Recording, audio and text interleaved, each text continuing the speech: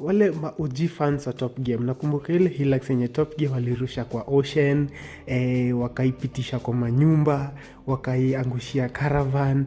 They even set that Hilux on fire, wakaiweka juu ya building, and then they demolished that building, and that vehicle still survived. It drive kwa studio as if nothing happened to it. Well, that was the Toyota Hilux Millennium, na ndio hii hapa niko nayo. Let me show you what it got. Hii gari ni chuma. It's a 3-liter diesel, na unaona iko na spotlights hapo. It has a manual transmission, na hii gari ni chuma. Hii gari itaenda pahali popote unataka. It's a 4x4, na angalia those all terrain tires.